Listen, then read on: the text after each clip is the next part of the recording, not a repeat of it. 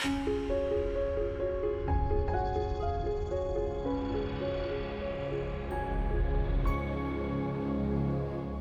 സ്വയംഭരണ സ്ഥാപനത്തിലേക്കുള്ള തെരഞ്ഞെടുപ്പിൽ Indian national കോൺഗ്രസിന്റെ നേതൃത്വത്തിലുള്ള UDF ശ്രീ ശബരിനാഥനെയാണല്ലോ തിരഞ്ഞെടുപ്പ് പ്രചരണത്തിൽ നിർത്തിയിരിക്കുന്നത്. തലസ്ഥാന നഗരമായ തിരുവനന്തപുരത്തിൽ കഴിഞ്ഞ നഗരസഭയുടെ പ്രവർത്തനം തികഞ്ഞ പരാജയമാണെന്ന് നഗരവാസികൾ തന്നെ സാക്ഷ്യപ്പെടുത്തുന്നുണ്ട്. ജനജീവിതം ദുസ്സഹമാക്കുന്ന നഗരസഭാ ഭരണത്തിനെതിരെയുള്ള ഒരു വിധിയെഴുത്താകും ഈ തെരഞ്ഞെടുപ്പ് എന്നാണ് നിരീക്ഷിക്കപ്പെടുന്നത്. ഈ സാഹചര്യത്തിൽ മേയർ സ്ഥാനാർത്ഥിയായി മത്സരിക്കുന്ന ശബരിയോട് കുറച്ച് കാര്യങ്ങൾ ചോദിച്ചറിയാം. ഹലോ ശബരി. Hi hi. സൗമ്യഭാവത്തോടുകൂടിയും പുഞ്ചിരിയോടുകൂടിയും ജനങ്ങളെ നേരിടുന്ന ശബരിയോട് ആദ്യമായി ചോദിക്കട്ടെ, തലസ്ഥാന നഗരമായ തിരുവനന്തപുരത്തിൻ്റെ യഥാർത്ഥ വികസനം സംബന്ധിച്ച് താങ്കളുടെ കാഴ്ചപ്പാട് എന്താണ്? ആദ്യമേ തന്നെ ഞാൻ ഈ തിരുവനന്തപുരം നഗരത്തെക്കുറിച്ചുള്ള ഭയങ്കര ഒരു വല്ലാത്തൊരു പ്രണയമാണ് നമ്മുടെ നാടിനോട്. ഞാൻ പണ്ട് നാട്ടിൽ ജനിച്ചു, ഇവിടെ പഠിച്ചു, എഞ്ചിനീയറിംഗ് കഴിഞ്ഞു, ജോലിക്ക് പോയി, പിന്നെ 8-9 വർഷം വെളിയിലായിരുന്നു. ലോകം മൊത്തം കാണാനുള്ള അവസരം ഉണ്ടായിട്ടുണ്ട്. അപ്പോഴൊക്കെ ഉണ്ടെങ്കിലും നമ്മൾ തിരികെ വന്ന് നമ്മൾ ഫ്രണ്ട്സൊക്കെ ബോംബെയിലായാലും ഡൽഹിയിലൊക്കെ കൂടുമ്പോഴും സംസാരിക്കുമ്പോഴും ഒക്കെയാണ് മനസ്സിൽ ഓടിയെത്തുന്നത് ഈ ഓർമ്മകൾ ട്രിവാൻഡ്രത്തെക്കുറിച്ചുള്ളതാണ്. ചിലപ്പോൾ നമ്മൾ ഏതെങ്കിലും ഹോട്ടലിൽ അല്ലെങ്കിൽ വീട്ടിൽ നിന്ന് ഭക്ഷണം കഴിക്കുമ്പോൾ പെട്ടെന്ന് ഓർമ്മ വരുന്ന നാട്ടിലെ ഫുഡിൻ്റെ ടേസ്റ്റ് ആയിരിക്കും, തിരുവനന്തപുരത്തെ സ്ഥലങ്ങളായിരിക്കും. സിനിമകൾ കാണുമ്പോൾ ട്രിവാൻഡ്രം റെഫറൻസ്, ട്രിവാൻഡ്രം ജോക്സ്. അപ്പം ഒരു എൻഡ് ടു എൻഡ് ഒരു തിരുവനന്തപുരക്കാരനാണ് ഞാൻ. അപ്പം അങ്ങനെയുള്ള എന്നെപ്പോലത്തെ ആളുകൾ പലരും ഇവിടെ ജോലിയില്ലാത്തത് കൊണ്ടാണല്ലോ ഞാനൊക്കെ പഠിച്ച് കഴിഞ്ഞ് വെളിയിൽ പോയത്. അപ്പം എല്ലാവർക്കും ജീവിക്കാൻ കഴിയുന്ന ഭാവിയിലേക്ക് നോക്കുന്നൊരു തിരുവനന്തപുരം എന്നുള്ളതാണ് ഞാൻ മുന്നിൽ കാണുന്ന ഒരു കാഴ്ചപ്പാട്. കാരണം എല്ലാവർക്കും ജീവിക്കാൻ കഴിയണം. ഇപ്പം നമുക്കൊക്കെ അറിയാം, നമ്മുടെ കോമൺ ഫ്രണ്ട്സൊക്കെ ആയിട്ടുള്ള പല ആളുകളും വെളിയിലാണ്. അവരുടെ മാതാപിതാക്കളൊക്കെ നാട്ടിൽ താമസിക്കുകയാണ്. അവർക്കും ഇവിടെ സന്തോഷത്തോടെ ജീവിക്കണമെങ്കിൽ അവരുടെ മക്കൾ തിരികെ വന്നാൽ കൂടുതൽ ഒരു ആശ്വാസമായിരിക്കും. അതുപോലെ തന്നെ നമ്മൾ ഈ നമ്പർ 1 എന്ന് പറയുമ്പോഴും നമ്മുടെ നാട്ടിലാണ് ഇവിടെ ആമയിഴഞ്ചാത്തോടിൽ ജോയ് എന്ന് പറഞ്ഞൊരു യുവാവ് മുങ്ങി വീണ് മരണപ്പെട്ടത്. മാനുവൽ സ്കാവഞ്ചിങ് ഇപ്പോഴും നടക്കുകയാണ്. നമ്പർ 1 എന്ന് പറഞ്ഞിട്ട് കാര്യമുണ്ടോ? അപ്പം ആ ജോയിയെപ്പോലത്തെ ആളുകൾക്കും ഇവിടെയുള്ള പ്രായമുള്ള ആളുകൾക്കും എല്ലാവർക്കും ജീവിക്കാൻ കഴിയുന്ന, എന്നാൽ ഭാവിയിലേക്ക് നോക്കുന്ന ഒരു നഗരമാണ് ഞാൻ മനസ്സിൽ കാണുന്ന തിരുവനന്തപുരം. അപ്പോൾ ഒരു കാര്യം ചോദിക്കട്ടെ, ഇപ്പം യങ്സ്റ്റേഴ്സിൻ്റെ കാര്യം പറഞ്ഞല്ലോ. അപ്പം നമ്മുടെ രാജ്യത്ത് 65% ജനങ്ങളും 35 വയസ്സിന് താഴെയുള്ള യുവജനങ്ങളാണ്. അപ്പോൾ അവർ പുറത്തേക്കൊക്കെ വിദ്യാഭ്യാസത്തിന് വേണ്ടി പോയിട്ടുണ്ട്, ജോലിക്ക് വേണ്ടി പോയിട്ടുണ്ട്. പലരും ജോലി കിട്ടാതെ തിരിച്ചു വരുന്നു, കടബാധ്യതകളുണ്ട്. ഇതൊക്കെയുള്ള ഇവർ തിരിച്ചു വരികയാണെങ്കിലും അല്ലെങ്കിൽ യുവാക്കൾക്കായിട്ട് എന്തൊക്കെ പദ്ധതികളാണ് വിഭാവനം ചെയ്യുന്നത്? ഇതാദ്യമായി ഇതൊരു ബ്രോഡർ കോൺസെപ്റ്റാണ്, സർക്കാരുകൾ ചെയ്യേണ്ട കാര്യമാണ്. പക്ഷേ നമ്മൾ ട്രിവാൻഡ്രത്തെ സംബന്ധിച്ച് പറയുമ്പം ഏറ്റവും കൂടുതൽ സാധ്യതകളുള്ള ഒരു പ്രദേശമാണ്. ഇപ്പം ഈ ഈശ്വരൻ്റെ ഏറ്റവും കൂടുതൽ ഒരു അനുഗ്രഹം ലഭിച്ചിട്ടുള്ള ഒരു നാടാണ്. നിങ്ങൾ ആലോചിച്ച് നോക്കൂ, ഇവിടെ ഏറ്റവും മികച്ച വിദ്യാഭ്യാസ സ്ഥാപനങ്ങൾ, പബ്ലിക്കായാലും പ്രൈവറ്റായാലും, ഏറ്റവും നല്ല ആരോഗ്യ സ്ഥാപനങ്ങൾ, പബ്ലിക്കായാലും പ്രൈവറ്റായാലും, ഇവിടെ സിറ്റിക്കകത്ത് ഒരു എയർപോർട്ട്, അവിടെ നിന്ന് ഒരു 10-15 കിലോമീറ്ററിനുള്ളിൽ ഭാവിയിൽ ഇൻ്റർനാഷണലി ഏറ്റവും വലിയൊരു പോർട്ടാകാൻ പോകുന്ന ഒരു സീ പോർട്ട്, ടെക്നോ പാർക്ക് പോലത്തെ സ്ഥാപനങ്ങൾ, മികച്ച റിസർച്ച് ഇൻസ്റ്റിറ്റ്യൂട്ട്സ്, ഇപ്പം രാജീവ് ഗാന്ധി സെൻ്റർ ഫോർ ബയോടെക്നോളജിയും ഐസർ അടക്കമുള്ള IIST അടക്കമുള്ള റിസർച്ച് ഇൻസ്റ്റിറ്റ്യൂട്ട്സ്, നമ്മുടെ പുതിയ കേന്ദ്രങ്ങൾ, ടെക്നോ പാർക്ക് ഫേസ് 1, 2, 3. അപ്പം എന്താ ഇവിടെ ഇല്ലാത്തത്? ഏറ്റവും മികച്ച ഹ്യൂമൻ ക്യാപിറ്റൽ. അപ്പം എല്ലാ ഇൻഗ്രീഡിയൻസും നമുക്കുണ്ട്. പക്ഷേ അത് ശരിയായിട്ട് ചെയ്യുന്നൊരു കുക്കില്ല എന്നുള്ളൊരു പ്രശ്നമാണ് തിരുവനന്തപുരത്തിന് ഉണ്ടായിട്ടുള്ളത്. അപ്പോൾ തിരുവനന്തപുരം ഫോക്കസ്ഡ് ആയിട്ടുള്ളൊരു പ്ലാൻ ഉണ്ടാകണം. അതിൽ ട്രിവാൻഡ്രം കാണണം, ഒരു ഗ്രേറ്റർ ട്രിവാൻഡ്രം ആശയമായിട്ട് ചുറ്റുമുള്ള നമ്മുടെ താലൂക്കുകൾ, നെയ്യാറ്റിൻകര, കാട്ടാക്കട, നെടുമങ്ങാട്, വർക്കല, അങ്ങനെയൊക്കെ ഉണ്ടാകണം. അപ്പോൾ ആ ഒരു വിഷൻ ഉണ്ടാകണം. അപ്പോൾ ആ ഒരു വിഷൻ ഉണ്ടാക്കാനുള്ള ഒരു താല്പര്യം ഉണ്ട്. അതൊരു ട്രിവാൻഡ്രത്തെ ഞാൻ പറഞ്ഞില്ലേ, നമ്മൾ ഇന്നത്തെ ഒരു സ്ഥിരം കാര്യങ്ങളോടൊപ്പം ഭാവിയിലേക്കുള്ള, ഇന്ത്യയിൽ അതിന് ഏറ്റവും മികച്ച ഒരു മുനിസിപ്പാലിറ്റി ആയിരുന്നു അന്ന് തിരുവനന്തപുരം. നമ്മൾ we should regain that glory. അതോടൊപ്പം എല്ലാവർക്കും ജീവിക്കാനൂടെ കഴിയുന്ന ഒരു സോഷ്യൽ ഇക്വിറ്റിയും കൂടെ ഉണ്ടാകണം. അതാണ് ഞാൻ കാണുന്നൊരു കാര്യം. അങ്ങനെ എല്ലാവർക്കും ജീവിക്കാനെന്ന് പറയുന്ന സമയത്ത് ഇപ്പോൾ ആരോഗ്യ മേഖല നമ്മൾ എടുത്തു നോക്കുവാണെങ്കിൽ നേരത്തെ ഉണ്ടായിരുന്നതിനെക്കാട്ടിലും ഒരുപാട് പ്രശ്നങ്ങൾ ഇപ്പം നമ്മൾ ഫേസ് ചെയ്യുന്നുണ്ട് അല്ലേ? ഡോക്ടേഴ്സിനാണെങ്കിൽ തന്നെയും അത് രോഗികൾക്കാണെങ്കിൽ തന്നെയും പലവിധ പ്രശ്നങ്ങൾ അവർ ഫേസ് ചെയ്യുന്നുണ്ട്. അപ്പോൾ അതിനെ ഒന്ന് ഡെവലപ്പ് ചെയ്തെടുക്കാൻ വേണ്ടിയിട്ട് എന്തൊക്കെ ചെയ്യാൻ സാധിക്കും? ആദ്യമേ ആരോഗ്യ മേഖലയിലെ പ്രശ്നം, ട്രിവാൻഡ്രത്തെ പ്രശ്നം ഞാൻ പറഞ്ഞുതരാം. UDF സർക്കാരിൻ്റെ അവസാന സമയത്ത്, ഉമ്മൻചാണ്ടി സാർ ഭരിക്കുന്ന സമയത്താണ് രണ്ടാമതൊരു മെഡിക്കൽ കോളേജ് എന്നുള്ള ഒരു ഓപ്ഷൻ നമ്മുടെ ജനറൽ ഹോസ്പിറ്റലിൽ വന്നത്. അവിടെ അപ്രൂവൽ കൊടുത്ത് MCAയുടെ അപ്രൂവൽ കിട്ടി, ഡോക്ടർമാരെ റിക്രൂട്ട് ചെയ്ത്, അവിടെ സ്റ്റാഫിനെ റിക്രൂട്ട് ചെയ്ത് പുതിയ ബിൽഡിംഗ് കെട്ടിയിട്ടാണ് LDF സർക്കാർ വന്നതിന് ശേഷം ആ മെഡിക്കൽ കോളേജ് എന്നുള്ള ആശയം ഇല്ലാതാക്കിയത്. അപ്പോൾ പണ്ട് ഒരുപക്ഷേ 2 ലക്ഷം 3 ലക്ഷം ആളുകൾക്ക് വേണ്ടി വിഭാവനം ചെയ്ത മെഡിക്കൽ കോളേജ് ഇന്ന് 10-15 ലക്ഷം ആളുകൾ ആശ്രയിക്കുന്നൊരു സ്ഥാപനമാണ്. ആ സെക്കൻഡ് മെഡിക്കൽ കോളേജ് എന്നുള്ള ആശയം ഇവിടെ നടപ്പിലാക്കേണ്ടതായിരുന്നു. അത് ചെയ്തിട്ടില്ല. എന്നാൽ ജനറൽ ഹോസ്പിറ്റലിൽ വികസനമുണ്ടോ, അതും പുതിയ പ്രോജക്റ്റുകൾ ഉണ്ടാകുന്നില്ല. അപ്പം ആരോഗ്യരംഗത്ത് ട്രിവാൻഡ്രത്ത് എന്ന് വെച്ചാൽ കോർപ്പറേഷൻ പോയിൻ്റ് ഓഫ് വ്യൂവിൽ പറയുമ്പോൾ നമുക്ക് ഒരു സെക്കൻഡ് മെഡിക്കൽ കോളേജ് എന്നുള്ളത് ആവശ്യമായിട്ടുള്ള ഒരു കാര്യം തന്നെയാണ്. കാരണം ആളുകൾ ഇഷ്ടംപോലെ private hospitals high end care കൊടുക്കുന്നുണ്ട്.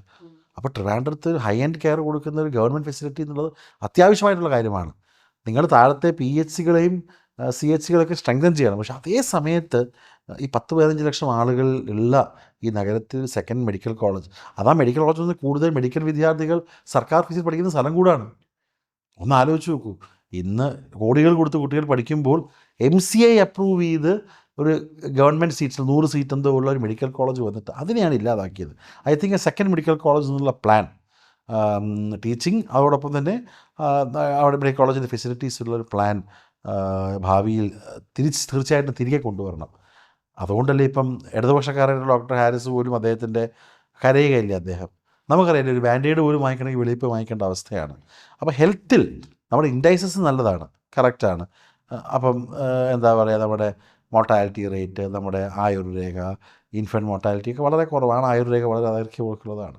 പക്ഷേ എന്നിരുന്നാലും പ്രശ്നം എന്താണെന്ന് വെച്ചാൽ നമുക്ക് പല വിഷയങ്ങളുമുണ്ട് which we are not able to solve. ഇപ്പം നമ്മൾ നായ്ക്കളുടെ ശല്യം എടുത്തു കഴിഞ്ഞാൽ പേപ്പട്ടി വിഷബാധയേറ്റ് മരിച്ച ഒരുപാട് ആൾക്കാരുണ്ട്. കാരണം അത് മരുന്ന് ഫലപ്രദമാകാത്തത് കൊണ്ട് മരിച്ചിട്ടുണ്ട്. അപ്പോൾ ഈ നായ്ക്കളുടെ ശല്യം നമുക്കത് ഒന്ന് കൺട്രോൾ ചെയ്യാൻ വേണ്ടിയിട്ടും അതിനൊരു റെസ്പോൺസിബിൾ ആയിട്ടുള്ളൊരു കാര്യം ചെയ്യാൻ വേണ്ടിയിട്ട് എന്ത് ചെയ്യാൻ സാധിക്കും? ഇത് 2 ആസ്പെക്റ്റാണ്.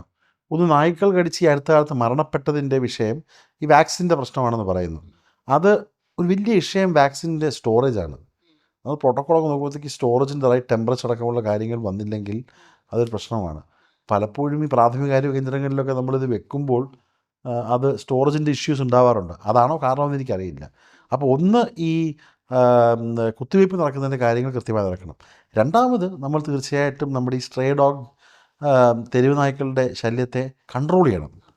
അത് കൺട്രോൾ ചെയ്യണമെങ്കിൽ അതിന് ഹൈക്കോടതി, സുപ്രീം കോടതി പറയുന്ന ചില നിബന്ധനകളൊക്കെ ഇപ്പോൾ വന്നുകൊണ്ടിരിക്കുകയാണ്.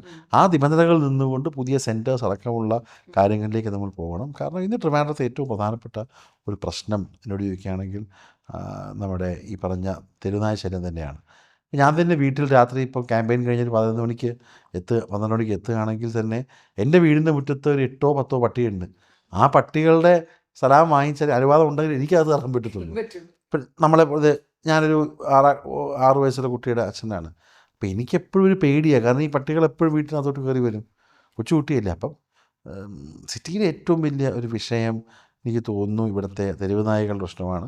അത് സോൾവ് ചെയ്യാനുള്ള നടപടികൾ ചെയ്യണം. അതിൻ്റെ ABC അടക്കമുള്ള കാര്യങ്ങൾ കൂടുതൽ പ്ലാനിങ് കോർപ്പറേഷൻ്റെ ഭാഗത്തു നിന്നുണ്ടാകണം. അത് ചെയ്യുന്നത് തന്നെയാണ് ശബരി ഉറപ്പ്. തീർച്ചയായിട്ടും നമുക്ക് ഏറ്റവും പ്രധാനപ്പെട്ട വിഷയമായിട്ടുള്ള ഈ പറഞ്ഞ തെരുവുനായ ശല്യത്തിന് ഒരു ശാശ്വതമായിട്ടുള്ള പരിഹാരം നൽകാൻ കഴിയുമെന്നുള്ള പൂർണ്ണ വിശ്വാസം നമുക്കുണ്ട്. അപ്പോൾ ഞാൻ ഈ യുവാക്കളുടെ കാര്യം ചോദിക്കുന്ന സമയത്ത് ഇപ്പോൾ മയക്കുമരുന്ന് ലഭ്യത കൂടിയ ഒരവസരമാണ്. ഓക്കെ, അതുകൊണ്ടിട്ടാണ് യുവാക്കൾ അതിൻ്റെ അടിമകളായിട്ട് മാറുന്നതെന്നാണ് ഞാൻ വിശ്വസിക്കുന്നത്. അപ്പം അങ്ങനെയാവുന്ന സമയത്ത് ഈ മയക്കുമരുന്നിനെ അടിമകളായ യുവാക്കളെ അതിൽ നിന്നും നമുക്ക് രക്ഷിക്കാൻ വേണ്ടിയിട്ടും അവരൊന്ന് റീഹാബിലിറ്റേറ്റ് ചെയ്യാൻ വേണ്ടിയിട്ടും ഈ യുവജനങ്ങൾക്ക് സപ്പോർട്ടാകുന്ന രീതിയിൽ നഗരസഭയ്ക്ക് നിൽക്കാൻ സാധിക്കും. അതൊരു വലിയ കോംപ്ലിക്കേറ്റഡ് ഇഷ്യൂ ആണ്. ഈ ഡ്രഗ്സ് അവൈലബിലിറ്റി ഒരു വലിയ പ്രശ്നമാണ്. കോസ്റ്റിൻ്റെ കാര്യങ്ങളൊക്കെ ഇപ്പോൾ വീട്ടിൽ മദ്യപിച്ച് പോകുന്നതിനേക്കാൾ എളുപ്പമാണ് ഒരു മകനെ ഇങ്ങനെ പോകുന്നത്. അത് പക്ഷേ സർക്കാർ സീരിയസ് ആയിട്ടുള്ള പ്യൂണിറ്റീവായിട്ടുള്ള നിയമവശങ്ങളും അതിനുണ്ടാകണം. നയങ്ങളിൽ വ്യത്യാസം ഉണ്ടാകണം. അതോടൊപ്പം വലിയൊരു ബോധവൽക്കരണം എന്ന ആവശ്യമുണ്ട്. ഇപ്പോൾ നമുക്ക് തന്നെ അറിയാവുന്ന അടുത്ത വീട്ടിലെ കുട്ടികളും നമുക്കറിയാവുന്ന എത്രയോ കേസുകളുണ്ട്. അതൊരു കോർപ്പറേഷൻ മാത്രം ചെയ്യാൻ കഴിയുന്ന ഒരു കാര്യമില്ല. പക്ഷേ നിങ്ങൾ എൻജോയ് ചെയ്തോളൂ. പക്ഷേ എൻജോയ് റെസ്പോൺസിബിളി എന്നുള്ള ഒരു മുദ്രാവാക്യമാണ് ഞാൻ മുന്നോട്ട് വെക്കുന്നത്. ആരുടെയും ഒരു പ്രൈവറ്റ് സ്പേസിലോ ആരുടെയും ഒരു മോറൽ പോലീസിങ് ചെയ്യാനോ നമ്മളില്ല. പക്ഷേ എൻജോയ് റെസ്പോൺസിബിളി. അപ്പോൾ അങ്ങനെ പറയുമ്പോൾ നമ്മൾ തിരുവനന്തപുരം നഗരത്തിനെ കുറിച്ച് പറയുന്ന സമയത്ത് നൈറ്റ് ലൈഫ് വളരെ കുറവാണെന്ന് പല സ്റ്റേറ്റിലുള്ളവർ നമ്മളോട് പറയാറില്ലേ? അപ്പോൾ ഒരു റെസ്പോൺസിബിൾ നൈറ്റ് ലൈഫ് ട്രിവാൻഡ്രത്ത് കൊണ്ടുവരണമെന്ന്, ഏത് രീതിയിൽ കൺട്രോൾ ചെയ്ത് കൊണ്ടുപോകണമെന്നും എങ്ങനെയാണ് ശബരിയുടെ ഒരു കാഴ്ചപ്പാട് എങ്ങനെയാണ്? ഞാൻ 8 വർഷം ബോംബെ ജോലി ചെയ്ത ഒരാളാണ്. ഞാൻ ഡൽഹി പഠിച്ച ഒരാളാണ്. എൻ്റെ ജോലിയുടെ ഭാഗമായിട്ട് ഇന്ത്യയിലെ പ്രധാനപ്പെട്ട നഗരങ്ങളിലും ലോകത്തിലെ പ്രധാനപ്പെട്ട നഗരങ്ങളിലും പോയി താമസിച്ചിട്ടുള്ള ഒരാളാണ്. ഇന്നത്തെ കാലത്ത് ഈ കാലഘട്ടത്തിൽ നൈറ്റ് ലൈഫ് എന്ന് പറഞ്ഞാൽ ഒരു ഗുഡ് ടു ഹാവ് തിങ് അല്ല, it's A must have thing. അത് നിർബന്ധമാണ്. അത് പറയാനുള്ള കാരണം പല കമ്പനികളും, ടെക്നോ പാർക്കിലൊക്കെ പല കമ്പനികളും സുഹൃത്തുക്കളും ഒക്കെ, നിങ്ങൾ എന്തുകൊണ്ട്, ഞാൻ തന്നെ ട്രിവാൻഡ്രം ഇവാഞ്ചലിസ്റ്റായിട്ട് പലരോട് ഇങ്ങനെ ചോദിച്ചുകൊണ്ടിരിക്കും. അവരൊക്കെ പറയുന്നത് ഇവിടെ വരാൻ താല്പര്യമുണ്ട്, നല്ല മിടുക്കരുണ്ട്, പക്ഷേ നൈറ്റ് ലൈഫിൻ്റെ വിഷയമുണ്ട്. അതേപോലെ തന്നെ നമ്മുടെ കുട്ടികളോട് നിങ്ങൾ എന്തിനാ ബാംഗ്ലൂരോ പൂനെ പോകുന്നത് ചോദിച്ചാൽ അവർ പറയും ദാറ്റ് ഈസ് നൈറ്റ് ലൈഫ്. അപ്പോൾ നൈറ്റ് ലൈഫ് എന്നുള്ളത് നമ്മൾ ഈ കാണുന്ന മാനവീയം തെരുവിലുള്ള ഒരു നൈറ്റ് ലൈഫ് അല്ലെങ്കിൽ ഒരു മോഡൽ മാത്രമല്ല. Night life is A function of 2 or 3 parameters. അതിൽ ഒരു പ്രധാനപ്പെട്ട കാര്യം ഈ പറഞ്ഞ സേഫ്റ്റിയാണ്. പെൺകുട്ടികളടക്കമുള്ള ആളുകൾക്കുള്ള സേഫ്റ്റി, സെക്യൂരിറ്റി. രണ്ടാമത് അതിനകത്തുള്ള പബ്ലിക് ട്രാൻസ്പോർട്ടേഷനാണ്, ഈ കാര്യങ്ങളൊക്കെ ഉള്ളത്.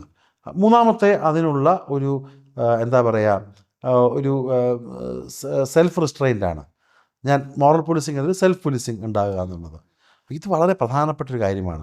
ഇതിൽ ഈ സെൽഫ് പോലീസിങ് നമ്മൾ തന്നെ ചെയ്യുക, പക്ഷേ കൂടുതൽ സേഫ്റ്റി ആസ്പെക്ട്സും കൂടുതൽ പബ്ലിക് ഇൻഫ്രാസ്ട്രക്ചറും ഈ കാണുന്ന കൂടുതൽ ട്രാൻസ്പോർട്ടേഷനും ഗവൺമെൻറ് നൽകേണ്ടതാണ്.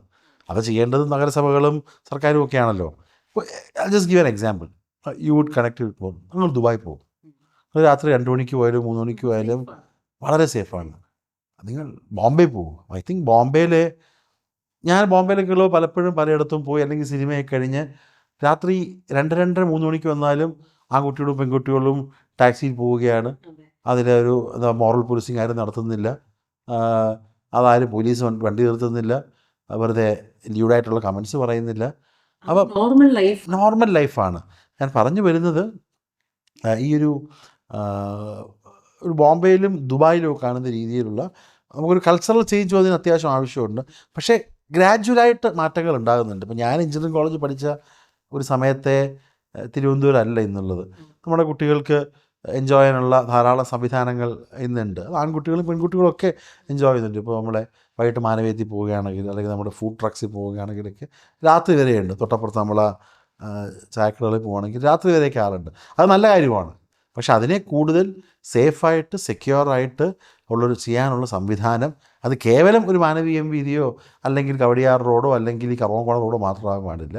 ഇവിടെ എല്ലായിടത്തും അത്തരത്തിലുള്ള സേഫായിട്ടുള്ള അവന്യൂസ് ഉണ്ടാക്കും എന്നുള്ള ഒരു ഉറപ്പ് നൽകുകയാണ്. അപ്പോൾ നമ്മുടെ IT സെക്ടർ എടുക്കുകയാണെന്നുണ്ടെങ്കിൽ നമുക്ക് വളരെയധികം മാൻ പവർ ഉള്ളൊരു രാജ്യമാണല്ലോ നമ്മുടേത്. അപ്പം ആ മാൻ പവർ പുതിയ ടെക്നോളജി യൂസ് ചെയ്തിട്ട് ഏതൊക്കെ രീതിയിൽ പ്രയോജനപ്പെടുത്താം എന്നാണ് ശബരി ഉദ്ദേശിക്കുന്നത്? നഗരസഭയ്ക്ക് അതിനകത്ത് ചെയ്യാനുള്ള കാര്യങ്ങൾ പരിമിതമാണ്. സൗകര്യങ്ങൾ ഉണ്ടാക്കുക. ടെക്നോ പാർക്ക് ഇപ്പോൾ ടെക്നിക്കലി ഫേസ് 1 ഫേസ് 2 കഴിഞ്ഞാൽ പിന്നെ പഞ്ചായത്തുകളാണ്. അപ്പം നഗരസഭയുടെ ഒരു പെർമിറ്റ് വരുന്ന കാര്യമില്ല, പെർവിയിൽ വരുന്ന കാര്യമില്ല.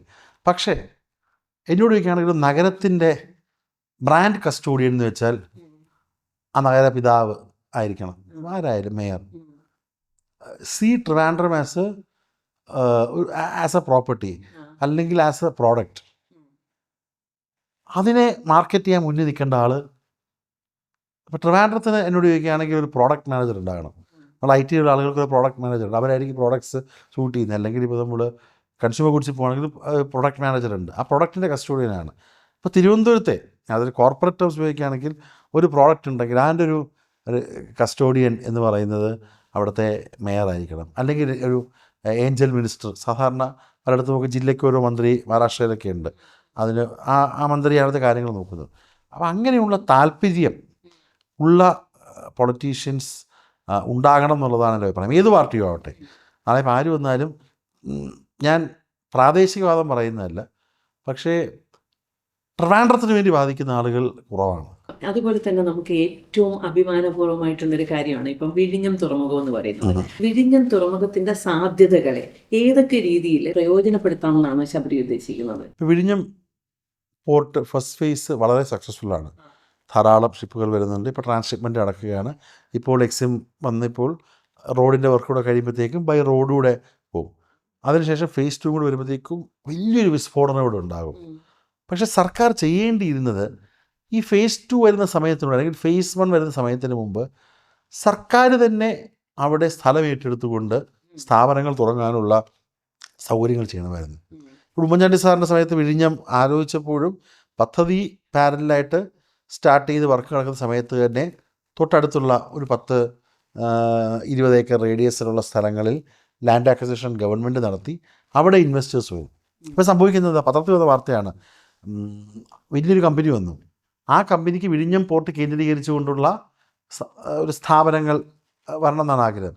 അവർക്ക് കാണിച്ച സ്ഥലം കളവശ്ശേരി, അതോടൊപ്പം കഞ്ചിക്കോടുമാണ്. അതായത് സ്റ്റുപ്പിഡ് പ്രൊപ്പോസൽ. അപ്പോൾ നമുക്ക് വിഴിഞ്ഞത്തിനടുത്ത് സർക്കാർ ഒരു 5-6 വർഷം കൊണ്ട് 10,000 ഏക്കർ അവിടെ അക്വയർ ചെയ്ത് വന്നായിരുന്നെങ്കിൽ അവിടെ പുതിയ സ്ഥാപനങ്ങൾ വന്നേനെ. നമ്മുടെ തന്നെ അപകടം എന്താണെന്നറിയാമോ? തൊട്ടടുത്താണ് തമിഴ്നാട്. ഞാനിപ്പോൾ തന്നെ മനസ്സിലാക്കുന്നത് നാഗർകോവിലോട് ചേർന്ന് 2-3 പ്രദേശങ്ങൾ ഇൻഡസ്ട്രിയൽ പാർക്സായിട്ട് ഐഡൻറ്റിഫൈ ചെയ്യാണ്. അപ്പോൾ ഈ വരുന്ന നാളെ സ്ഥാപനത്തിലാണെങ്കിൽ അവർക്ക് ഈ ഇഴിഞ്ഞത്തുനിന്ന് കയറി ഒരല്പം പോയി ഹൈവേ കയറിയാൽ പെട്ടെന്ന് തൂത്തുക്കുടി എത്താം, മധുരയിലെത്താം, തിരുനെൽവേലി എത്താം, നാഗർകോവിലെത്താം, കന്യാകുമാരി എത്താം. അപ്പം വിഴിഞ്ഞത്തിൻ്റെ ഗുണം, തൊഴിൽ സാധ്യതകളാവട്ടെ, അതിൻ്റെ റവന്യൂ ആവട്ടെ, അത് വരേണ്ടത് തിരുവനന്തപുരം കോർപ്പറേഷനാണ്.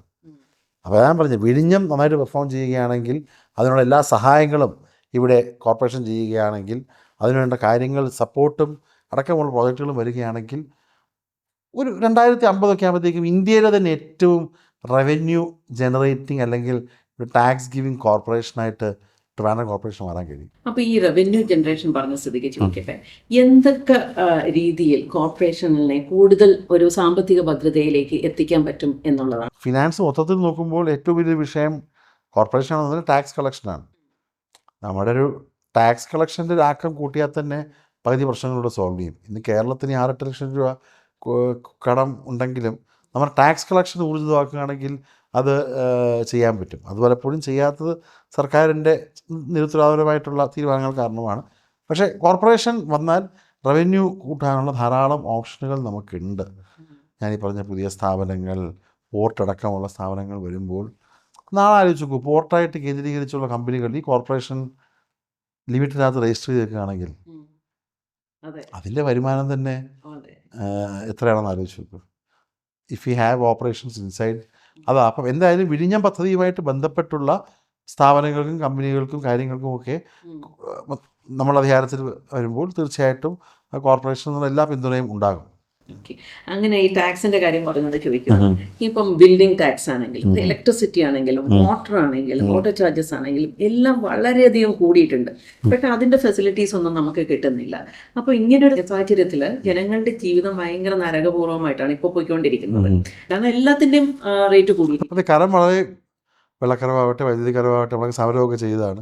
അപ്പോൾ കരമൊക്കെ കൂട്ടി, പക്ഷേ ആ ഗുണങ്ങൾ ജനങ്ങൾ കിട്ടുന്നില്ല. ഇപ്പോൾ സെസ് കൊടുക്കുന്നു 2 രൂപ പെട്രോളിന്, അതുകൊണ്ട് എന്ത് വെച്ചാൽ കിട്ടുന്നത്? റോഡ് വളച്ച് കുഴിയാണ്.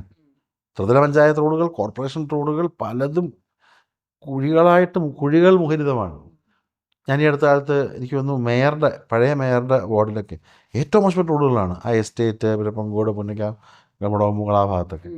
അതുകൊണ്ട് ജനങ്ങൾക്ക് people are willing to pay tax provided അതിൻ്റെ വാല്യൂ ഫോർ മണി കിട്ടുന്നുണ്ടെങ്കിൽ. പക്ഷെ നിർഭാഗ്യവശാൽ നമ്മൾ ഇത്രയും ടാക്സ് നമ്മുടെ കോർപ്പറേഷൻ ഭരിച്ചിട്ടും ഇത്രയും സ്ഥാപനങ്ങൾ ഉണ്ടായിട്ടും അതിൻ്റെ മെച്ചം പല കാര്യങ്ങൾക്കും കിട്ടുന്നില്ല എന്നുള്ള വാസ്തവം.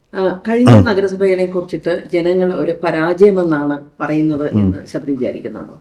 ഞാൻ വ്യക്തിപരമായി പറയുകയല്ല, പക്ഷേ കഴിഞ്ഞ നഗരസഭ ഒരു പരാജയമാണെന്ന് ഓഡിറ്റ് റിപ്പോർട്ട്സ് തന്നെ പറയുന്നുണ്ട്. ഫസ്റ്റ് ഓഫ് ഓൾ തന്നിട്ടുള്ള പ്രൊജക്റ്റുകൾ പോലും CAG ഓഡിറ്റ് പ്രകാരം 50% താഴെയാണ് യൂട്ടിലൈസേഷൻ. 50% pass mark. അപ്പോൾ പാസ് മാർക്ക് ഇല്ലാത്തൊരു കോർപ്പറേഷനാണ്. അതോടൊപ്പം തന്നെ we have to willing to learn. ഉദാഹരണത്തിന് ഇപ്പം നമ്മുടെ വേസ്റ്റ് മാനേജ്മെൻറ്റ്, എനിക്കതിൻ്റെ ഏറ്റവും നല്ല സൊല്യൂഷൻ എന്താണെന്ന് അറിയില്ല. പക്ഷെ നാളെ ഞാൻ മേയറാണെങ്കിൽ I am very sure that ഞാനത് പഠിക്കാൻ താല്പര്യപ്പെടും. അതറിയാവുന്ന ലോകത്തിലെ എക്സ്പേർട്സിനെ കൊണ്ടുവരും, നാട്ടിലെ എക്സ്പേർട്സിനെ കൊണ്ടുവരും. പക്ഷേ ഇതിൻ്റെ പ്രശ്നം പലപ്പോഴും ഇടതുപക്ഷം ഭരിച്ചപ്പോൾ കഴിഞ്ഞ 43 വർഷമായിട്ട് ഈ ബാഗേജ് കാരണം ഐഡിയോളജിക്കൽ ഒരു ബാഗേജ് അവർക്കുണ്ട്. എന്നാൽ ഐഡിയോളജി അത് ക്ലിയറുമല്ല. അത് കാരണം പല വിഷയങ്ങളും ഒരു നെഗറ്റീവ് സ്റ്റെപ്പ് എടുക്കും.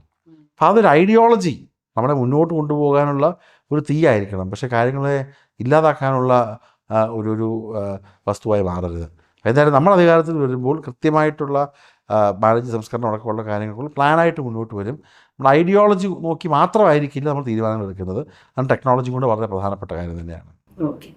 അപ്പം അതുപോലെ തന്നെ ഈ ആരോഗ്യമൊക്കെ ഉണ്ടെന്നുണ്ടെങ്കിലും ഒരു മക്കളൊക്കെ വിദേശത്ത് ഒക്കെ ഉള്ളവരാണെങ്കിലും ബന്ധുക്കളൊന്നും അടുത്തില്ലാത്തവരാണെങ്കിലും അങ്ങനെയുള്ള ഒരു സീനിയർ സിറ്റിസന് ഒറ്റയ്ക്ക് ജീവിക്കുന്ന ഒരു സ്ഥലമാണ് ട്രിവാൻഡ്രം എന്ന് പറയുന്നത്.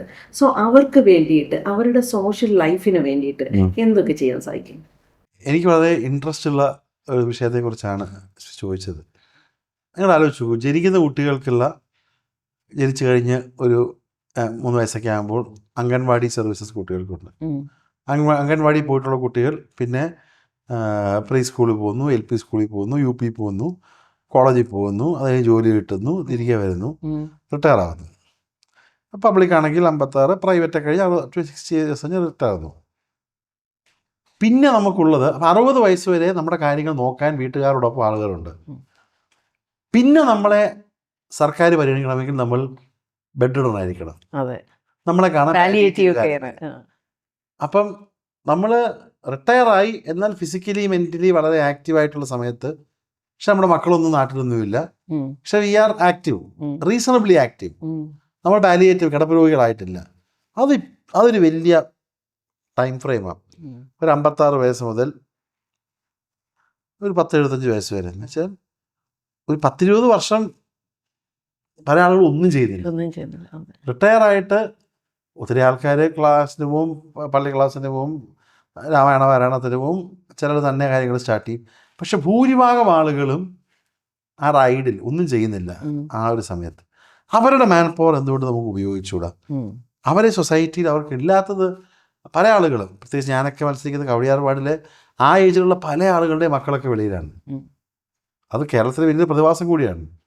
അതുകൊണ്ട് നമ്മുടെ നാട്ടിലുള്ള ഈ സീനിയർ സിറ്റിസൺസിനെ അവർക്കുള്ള സംവിധാനങ്ങൾ അവർക്ക് ആവശ്യമുണ്ടെങ്കിൽ വയനാട് സംതിങ്ങിലേക്ക് കോൾ സെൻ്റർ ആപ്പ് അല്ലേ, ഞാനൊരു സീനിയർ സിറ്റിസൺ, കവടിയാറിൻ്റെ വീട്ടിലിരിക്കുകയാണ്, എനിക്കൊരു ബുദ്ധിമുട്ടുണ്ടെങ്കിൽ അവരുടെ മകനായി അല്ലെങ്കിൽ മകളായി മേയർ വരണം, കാരണം മക്കളൊക്കെ വെളിയിലാണ്. അപ്പോൾ അത്തരത്തിലുള്ള കാര്യങ്ങൾ സീനിയർ സിറ്റിസൺ കെയർ ഏറ്റവും പ്രധാനപ്പെട്ട വിഷയമാണ്. സാഡ്ലി ഇപ്പോൾ പ്രൈവറ്റ് മേഖലയിൽ ധാരാളം വിവിധ സ്ഥാപനങ്ങൾ വരുന്നുണ്ട്. ഇപ്പം പണമുള്ള ആളുകളുടെ കാര്യം വീണ്ടും ഈ വിഷയത്തിൽ എണ്ണിക്കാം. ഏറ്റവും ബുദ്ധിമുട്ട് അനുഭവിക്കുന്നത് ഈ പണമില്ലാത്ത, പെൻഷനൊന്നും കിട്ടാത്ത പ്രായമുള്ള ആളുകളൊന്നും ആലോചിച്ച് നോക്കിയേ. ഇപ്പം ഒരു കാർപ്പൻ്ററായിരുന്നു അല്ലെങ്കിൽ അത്തരത്തിൽ ജോലി ചെയ്യുന്ന ഒരാൾ റിട്ടയറല്ല, ഒരു പ്രത്യേക പ്രായത്തിന് ശേഷം അദ്ദേഹത്തിന് ജോലി ചെയ്യാൻ കഴിയുകയില്ല, സ്കിൽഡ് റോളാണ്. അത് കഴിഞ്ഞ് പിന്നെയുള്ള സമയം അവർക്ക് പെൻഷനും ഇല്ല, വേറൊന്നുമില്ല. സോഷ്യൽ സെക്യൂരിറ്റി കിട്ടണമെങ്കിൽ പിന്നെ ഈ പറഞ്ഞ പോലെ നമ്മുടെ ഇതാവണം, ബോഡികൾ പാലിയേറ്റീവ് പേഷ്യൻ്റ് ആവണം. അതുകൊണ്ട് ഈ ഒരു ഏജ് ഗ്രൂപ്പിലുള്ള സീനിയർ സിറ്റിസൺ കെയറിനുള്ള കൃത്യമായിട്ടുള്ള പദ്ധതികൾ, പ്ലസ് മക്കളൊക്കെ വിദേശത്തായുള്ളവരുടെ മക്കളായി അതാത് പ്രദേശത്തെ കോർപ്പറേറ്റർമാർ നിൽക്കുക എന്നുള്ള ഒരു ആശയം കൂടി ഇതിൻ്റെ ഭാഗമായിട്ട് ഞാൻ പറയുകയാണ്. അപ്പോൾ ഒരു റെസ്പോൺസിബിൾ ഫോഴ്സിന് അതിന് വേണ്ടിയിട്ട് ഉപയോഗിക്കും എന്നുള്ളതാണ്. തീർച്ചയായിട്ടും. എന്നിട്ട് അത് മോണിറ്റർ ചെയ്യാൻ വേണ്ടിയിട്ട് അങ്ങനെയുള്ള കാര്യങ്ങൾ നമുക്ക് ഇൻവോൾവ് ചെയ്യിപ്പിക്കാം. ഇപ്പം എൻ്റെ സ്കൂളിനടുത്ത് അംഗൻവാടി ഉണ്ടെന്ന് വെച്ചു, അത് തൊട്ടപ്പുറത്തായിരിക്കും പ്രായമുള്ള ഒരാളുടെ വീട്. ഈ അംഗൻവാടി ടീച്ചറും ഹെൽപ്പറും മാത്രം പഠിപ്പിച്ചുകൊണ്ട് നിയമം അത്ര ശക്തമല്ലല്ലോ. ഇവർക്കൊന്ന് പഠിപ്പിച്ചൂടെ, ഒരു കുട്ടികളെ നോക്കിക്കൂടെ? ഇപ്പം സർക്കാർ should ideally, it's A tough question നമ്മുടെ ഇത്ര അൺഎംപ്ലോയ്മെൻറ്റ് വരുമ്പോൾ. പക്ഷെ സർക്കാരിന് കുറേയേറെ കാര്യങ്ങൾ ഇവർക്ക് ഔട്ട് ഓഫ് ഗുഡ് വിൽ ചെയ്യാൻ തയ്യാറായിരിക്കും. അവരുടെ ഗുഡ് വിൽ ഉപയോഗിച്ചുകൊണ്ട് പിന്നെ അവരെ കെയറും കൂടെ ചെയ്യുക എന്നുള്ളൊരു പദ്ധതിയുമായി മുന്നോട്ട് പോകും. അതുപോലെ തന്നെ ഒരു ഇമ്പോർട്ടൻറ്റ് ക്വസ്റ്റ്യൻ ഉണ്ട്. എന്ന് വെച്ച് കഴിഞ്ഞാൽ ഡിഫറെൻ്റ്ലി ഏബിൾഡ് ആയിട്ടുള്ള, എനിക്ക് തന്നെ എൻ്റെ ഫ്രണ്ട്സിൻ്റെ പല മക്കളെയും ഒക്കെ എനിക്കറിയാവുന്നതാണ്. അവർ ഡിഫറെൻ്റ്ലി ഏബിൾഡ് ആണ്, ചിലർ വീൽ ചെയറിലായിരിക്കും. പക്ഷേ നമ്മുടെ പല സർക്കാർ ഓഫീസുകളാണെങ്കിലും പല സ്ഥലങ്ങളിലും ഈവൻ നമ്മുടെ റോഡുകളാണെങ്കിൽ പോലും ഇവർക്ക് ഫ്രണ്ട്ലി അല്ല, ഇവർക്കത് ട്രാവൽ ചെയ്യാൻ പോലും പറ്റുന്നില്ല. സോ അങ്ങപ്പം ഇവരെയും കൂടി അക്കോമഡേറ്റ് ചെയ്യാൻ വേണ്ടിയിട്ട് നമുക്ക് എന്തൊക്കെ ചെയ്യാൻ സാധിക്കും?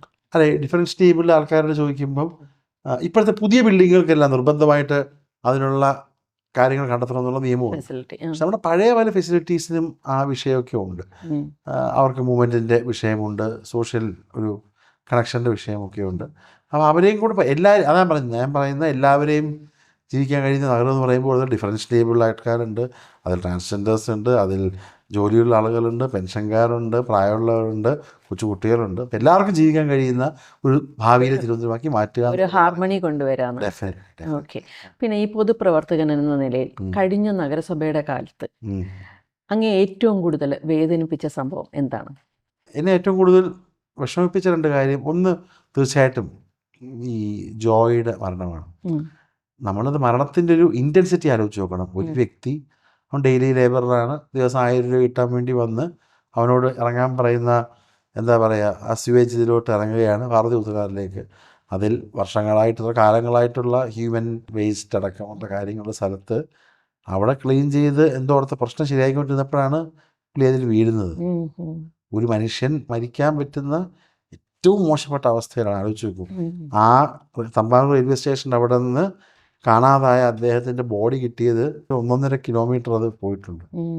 അപ്പം ആ മനുഷ്യൻ്റെ അവസാന നിമിഷങ്ങളൊന്ന് ആലോചിച്ചു. അങ്ങനെ ഒരിക്കലും ഒരാൾക്കും തിരുവനന്തപുരം നഗരസഭ കാരണം ഒരു മരണം ഉണ്ടാകാൻ പാടില്ല.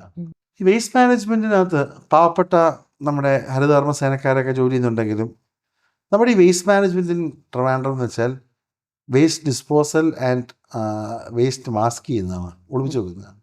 ഇപ്പം ഹരിതകർമ്മ സേനയിലെ ചേച്ചിമാർ രാവിലെ വീട്ടിൽ വന്ന് കൃത്യമായി കളക്ട് ചെയ്തുകൊണ്ട് പോകും. അവരെല്ലാം വാർഡിൻ്റെ ഒരു ഭാഗത്ത് കേന്ദ്രീകരിച്ച് അതിൻ്റെ കാര്യങ്ങൾ ചെയ്യും. അതിനുശേഷം ആ വേസ്റ്റും അല്ലെങ്കിൽ നോൺ വെജ് വേസ്റ്റും എല്ലാം പോകുന്നത്, പല കാര്യങ്ങളും പോകുന്നത്, ഇപ്പം ആ വേസ്റ്റ് മാത്രമല്ല പോകുന്നത് ഇവിടുത്തെ പന്നി ഫാമുകളിലാണ്, തമിഴ്നാട്ടിലേക്കൊക്കെയാണ്. വേസ്റ്റ് എന്ന് വെച്ചാൽ ഇന്നത്തെ കാലത്ത് പല സ്ഥലങ്ങളിലും വേസ്റ്റ് എനർജി നന്നായിട്ടുള്ള മോഡൽസ് വരെയുണ്ട്. പക്ഷേ വീണ്ടും ഞാൻ നേരത്തെ പറഞ്ഞൊരു പ്രശ്നമുണ്ട്. ഈ CPM-ൻ്റെ ആളുകൾക്ക് ഒരു ഐഡിയോളജിക്കൽ ബാഗേജ് ഉണ്ട്. ഞാൻ ഈ പറഞ്ഞ ഐഡിയോളജിക്കൽ ബാഗേജ് വേസ്റ്റിൻ്റെ കാര്യത്തിലുണ്ട്. ആ വേസ്റ്റിൻ്റെ കാര്യത്തിൽ ഒരു ഐഡിയോളജിക്കൽ ബാഗേജ് ഇല്ല. വേസ്റ്റിൻ്റെ പ്രശ്നങ്ങൾ പരിഹരിക്കാനുള്ള ഏറ്റവും ടെക്നിക്കലായിട്ടുള്ള ഡീസെൻട്രലൈസ് പദ്ധതിയുമായിട്ട് കോൺഗ്രസ് മുന്നോട്ട് വരും. അതേപോലെ തന്നെ ആശാവർക്കറുടെ സമരം, സ്വന്തം സർക്കാരിനെതിരെ ആശാവർക്കർ സമരം ചെയ്യല്ലേ. അങ്ങനത്തെ ആശാവർക്കർ നമുക്ക് ഇത്തവണ പാനലിലൊക്കെ ഉണ്ട്, സമരത്തിൽ സജീവമായിട്ടിരുന്ന ആളുകളൊക്കെ നമ്മളോടുണ്ട്. അപ്പോൾ അതാ ഒരു കമ്മ്യൂണിസ്റ്റ് ഗവൺമെൻറ് ഇത്തരത്തിലുള്ള കാര്യങ്ങൾ ചെയ്യുന്നത് ശരിയായിട്ടുള്ള ഒരു കാര്യമല്ല. ഈ ആശാവർക്കർമാർക്ക് പ്രോമിസ് കൊടുത്തതിന് ശേഷമാണ് അവർ ഈ വഞ്ചിക്കപ്പെട്ടത് അല്ലേ? അപ്പോൾ അവർക്ക് വേണ്ടിയിട്ട് നിങ്ങളുടെ ഭരണം വന്നു കഴിഞ്ഞാൽ എന്തൊക്കെ ചെയ്യാൻ സാധിക്കും? അത് കൃത്യമായിട്ട് പ്രതിപക്ഷ നേതാവൊക്കെ പറഞ്ഞിട്ടുണ്ട്. ആശാവർക്കറുടെ കാര്യത്തിൽ നമ്മൾ കൃത്യമായിട്ട് ഇടപെടില്ല. ഈ പറഞ്ഞ 2000 രൂപയുടെ അഡീഷണൽ സ്റ്റൈപ്പൻഡ് അടക്കമുള്ള, പിന്നെ നമ്മൾ ഭരണത്തിൽ വരുമ്പോൾ കൂടുതൽ സൗകര്യങ്ങൾ ഉണ്ടാക്കുന്ന കാര്യത്തിൽ യാതൊരു സംശയവുമില്ല. നമ്മുടെ ഫസ്റ്റ് പ്രയോറിറ്റി വിഷയത്തിലൊന്ന് ആശാവർക്കറായിരിക്കും എന്ന് നമ്മുടെ നേതാക്കൾ പറഞ്ഞിട്ടുണ്ട്. ഈ നമ്മുടെ നഗരത്തിലെ വാട്ടർ ബൗണ്ട് ഡിസീസസ് വളരെ കൂടുതലാണ് അല്ലേ? മസ്തിഷ്ക ജ്വരം അങ്ങനെയൊക്കെയുള്ളത് വരുന്നത് തന്നെ ഈ മാനേജ്മെൻറ്റ് മോശമായത് കൊണ്ടിട്ട് ആയിരിക്കുമല്ലോ.